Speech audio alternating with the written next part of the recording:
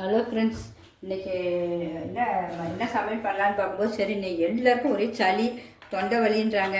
பாவம் அவ்வளோ ப்ராப்ளம் இருக்கும்போது இன்றைக்கி பார்த்தேன் சரி மிளகு பூண்டு குழம்பு வச்சிடலாம், வச்சு சாப்பிட்டு நம்மளும் எல்லாத்துக்கும் அதை காட்டிடலாம் எப்படி செய்யணும்னு. அதை வச்சு சாப்பிட்டிங்கன்னா தொண்டைக்கும் நல்லாயிருக்கும், ஒரு அந்த சளிகளும் நமக்கு போயிடும் அந்த மிளகுனால. வேறு ஒன்றும் இல்லை. அதுக்காக நல்லா ஒரு சின்ன வெங்காயம், நல்லா பெரிய கை ஃபுல்லாக ஒரு சின்ன வெங்காயம் எடுத்து வச்சுருக்கேன். 2 பூண்டு, பெரிய பூண்டு 2 பூண்டு எடுத்து வச்சுருக்கேன். அப்புறம் ஒரு பெரிய எலுமிச்சங்காய் சைஸு புளி எடுத்து வச்சுருக்கேன். அதை புளியை ஊற வச்சிடணும். இதெல்லாம் நம்ம உரிச்சிடணும். அடுத்தது நம்ம குழம்புக்கு தேவை என்னென்னு பார்த்துடலாம்.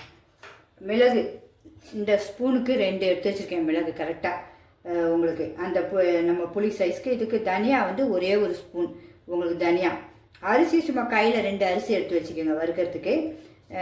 இது வந்து தாளிப்புக்கு 2 மிளகாய் தாளிக்கிறதுக்கு.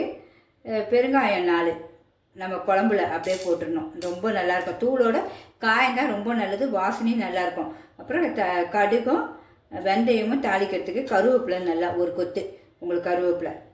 இது மூணும் தனியாக நம்ம எண்ணெய் இல்லாமல் வறுத்து எடுத்துடணும். மிளகும் தனியா அரிசியை. அப்புறம் லாஸ்ட்டில் கொஞ்சோண்டு ஒரு 1/4 ஸ்பூன் போல், இதுலேயே ஒரு 1/4 ஸ்பூன் போல் மிளகாய்த்தூள் எடுத்து வச்சுருக்கேன். வெறும் தனி மிளகாய்த்தூள். வெல்லம் சும்மா 1/4 ஸ்பூனுக்கும் கம்மி தான், இவ்வளோண்டு வெல்லம். அந்த சுவைக்கு வேறு ஒன்றும் இல்லை குழம்புக்கு. இது அவ்வளோதான். இதெல்லாம் ஒன்று ஒன்றா நம்ம வறுத்துட்டு அப்புறம் வெங்காயமும் பூண்டையும் நம்ம தோல் உரிச்சிட்டு அப்படியே பார்ப்போம். வெங்காயத்தையும் மொத்தம் அழகாக நல்லா உரித்து எடுத்துட்டேன். இந்த பாருங்க எவ்வளோ க்ளீனாக. சின்ன வெங்காயம் தான் ரொம்ப நல்லது, நோய் எதிர்ப்பு சக்தி. பெரும்பாலும் எல்லாத்துக்குமே நான் சின்ன வெங்காயம் தான் செய்வேன். எல்லாமே வீட்டுடைய பொருட்கள் தான். நம்ம வெளியே தேவையில்லாமல் அந்த பாக்கெட் ஐட்டம்லாம் வாங்க மாட்டேன். என்னுடைய சமையல் அதுதான் ஒன்று. நல்லா பூண்டு இந்த 2 பூண்டையும் உரித்து வச்சுருக்கேன் நல்லா அழகாக உங்களுக்கு.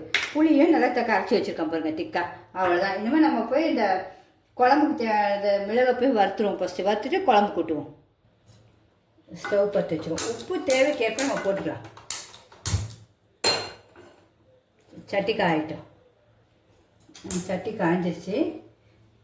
தனியாவை ஃபஸ்ட்டு போட்டுருவோம். தனியாவையும் அரிசியும் நல்லா வறுபடணும். ஸ்டவ்லேயே வச்சு வறுக்கலாம்.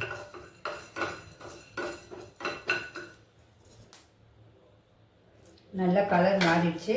இப்போ இந்த மிளகையும் போட்டு தூள் பண்ணி வச்சுக்கணும். நம்ம மிக்சியில் போட்டு. மிளகு ரொம்ப நேரம் வேண்டாம், லைட்டாக. உங்களுக்கு என்னுடைய சமையல் பிடிச்சிட்டா கண்டிப்பாக ஒரு லைக் பண்ணுங்கள். சப்ஸ்கிரிப்ஷன் பண்ணாதவங்க கண்டிப்பாக சப்ஸ்கிரிப்ஷன் பண்ணிவிட்டு பாருங்கம்மா. எல்லாமே சூப்பராக இருக்கும் என்னுடைய சமையல். ஆரோக்கியமாக இருக்கும். மெயின் ஆரோக்கியம்தான். வீட்டுடைய பொருட்கள் தான் எல்லாமே பார்த்து செய்வேன். அவ்வளோதான். ஆஃப் பண்ணிவிடுவோம். ஆறினோடனே கொஞ்சம் பொடியாக்கிடுவோம் மிக்சியில் போட்டு. இப்போ நம்ம மிளகையும்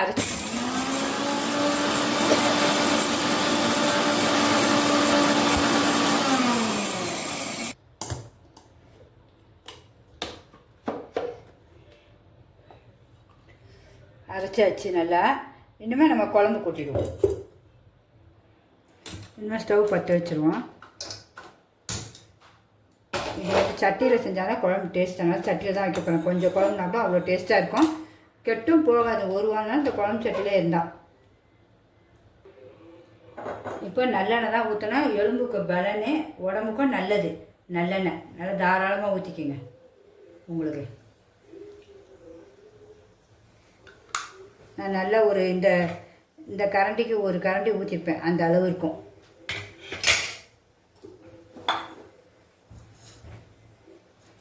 ஃபஸ்ட்டு பெருங்காயத்தை போட்டுருவோம். பெருங்காயம் பொடியும் அதிலே பொரிஞ்சிடும். பெருங்காயம் பொரிஞ்சிருச்சு. இதை பாருங்க நல்லா கரைஞ்சிரும். அப்படியே நம்ம புளி தண்ணி ஊற்றும் போது கரைஞ்சிரும். இதுதான் நல்ல வாசனை. இன்னும் ஒரு பெருங்காயம் இருக்குது, அதையும் போட்டுருவோம். அப்புறம் கடுகையும் வெந்தயத்தையும் போட்டுருவோம். வெந்தயம் ரொம்ப நல்லது, குளிர்ச்சி உடம்புக்கு. பொரியணும். பொரிஞ்சால் தான் வயிறுலாம் வலிக்காது.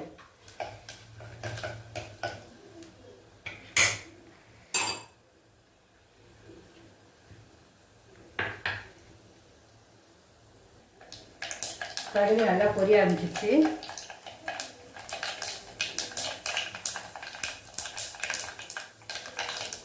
இந்த 2 மிளகாவையும் போட்டுருங்க. மிளகா வந்து காம்புக்குள்ள வேணாம், சும்மா அப்படியே பார்க்கவே அழகாக இருக்கும் அந்த குழம்புல, வேற ஒன்றும் இல்லை. நல்லா எல்லாம் பொரிஞ்ச உடனே வெங்காயத்தை போட்டுருங்க. பார்த்து பொறுமையாக போடுங்க. வெங்காயம் பூண்டு ரெண்டும் நல்லா வதங்கணும் உங்களுக்கு. எண்ணெய் எவ்வளோ ஊற்றிருக்கோம் பாருங்க. ஏன்னா இந்த குழம்புக்கு எண்ணெய் தான் சூப்பர். கருவேப்பிலை இந்த அவ்வளோ போட்டு நம்ம மூடி வச்சுருவோம். நல்லா வதங்கட்டும்.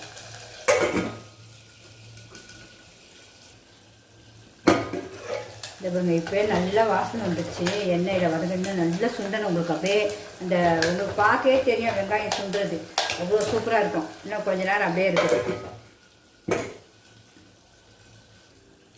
இப்போ பார்க்கலாமா? அதான் ஸ்லோவிலே தான் இருக்கணும், நமக்கு நல்லா பொறுமையாக செய்யணும். அப்போ தான் அந்த வாசமும் வந்துச்சு, எல்லாம் எவ்வளோ அழகாக வந்துச்சு பாருங்க. நல்லா அழகாக கலர் மாறிடுச்சு பார்த்தீங்களா? பூண்டு வெங்காயம் எல்லாம் நல்லா வதங்கிடுச்சு. இப்போ நம்ம இந்த புளி தண்ணி வச்சுருக்கோம் பார்த்தீங்களா,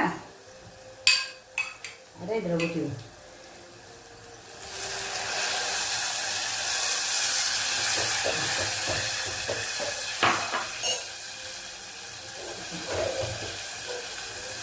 அடுத்தது நம்ம அந்த மஞ்சத்தூள் கொஞ்சம் போட்டுருவோம். நம்ம ஒரு சிறிய கிருமி நாசி பார்த்தீங்களா.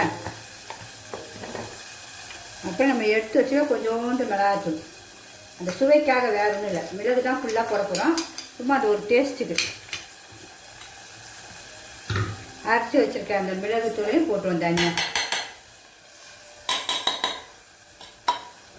எல்லாம் போட்டு ஒரு கலர் அது கொதித்து நல்லா அந்த எண்ணெய் பிரிஞ்சு சுண்டி வரும் குழம்பு. உங்களுக்கு எப்படிப்பட்ட சளியும் அப்படியே எடுத்துரும் பாருங்க.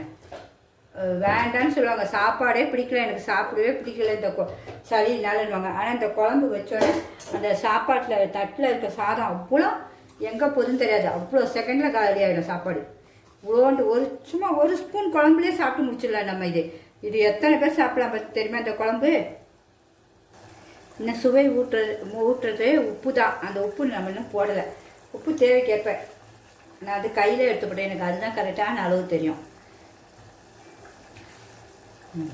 உப்பு